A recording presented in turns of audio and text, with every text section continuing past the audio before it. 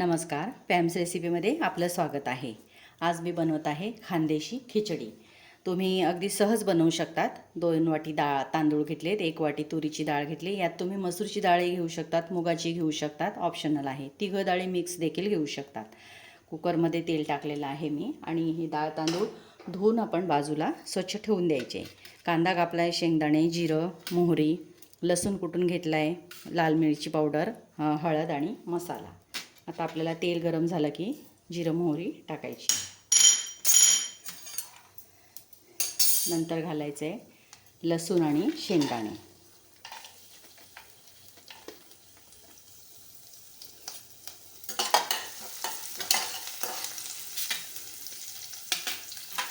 मग घालायचं आहे कांदा।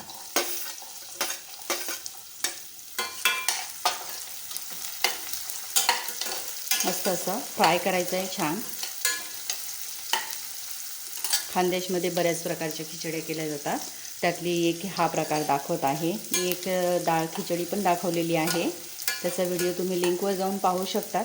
तर ही खिचडी आपली अगदी सहज तुम्हाला मुलांना देखील करता येईल अशी सोप्या पद्धतीची खिचडी आहे।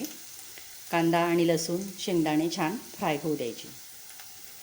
आता फ्राय झाल्यानंतर लाल मिरची पावडर, खानदेशी मसाला आणि हळद आपण त्यात घालायची। तुम्ही तिखट किती खाता या अंदाजानुसार तिखट घालायचे। तुम्ही गॅस कमी करायचा आहे आणि लगेच आपण हे धुतलेले डाळ तांदूळ त्यात घालायचे आहे।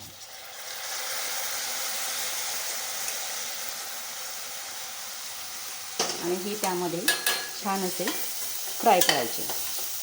फ्राय केल्यामुळे खिचडीला खूप चांगली टेस्ट येते।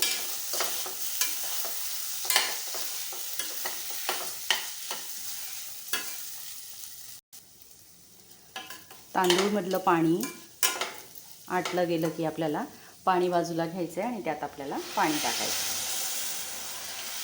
खिचडीला पाणी किती लागणार त्या अंदाजानुसार आपण पाणी घालायचं आहे। कोथिंबीर घालायची आहे आणि चवीपुरता मीठ घालायचं आहे।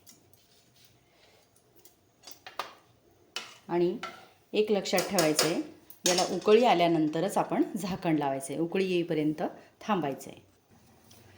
मस्त अशी उकळी आलेली आहे आणि आता आपण कुकरचं झाकण लावायचं आहे। कुकरचं झाकण लावल्यानंतर आपल्याला 3 किंवा 4 शिट्ट्या घ्यायच्या आहे। 3-4 शिट्ट्या झाल्यानंतर 2 मिनटं थांबायचे। वाफ उडवल्यानंतर आपण शिट्टीची वाफ काढल्यानंतर खिचडी आपल्याला गरम गरम काढून खायची आहे। मस्त अशी खिचडी। आता 4 शिट्ट्या होऊ देऊया।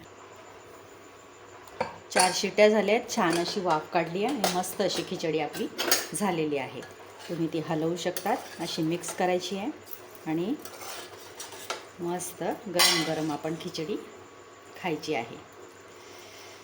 मस्त खिचडीसोबत कांदा, लोणचं, पापड असा मस्त घेतलं की त्याची टेस्ट काही मजाच वेगळी असते।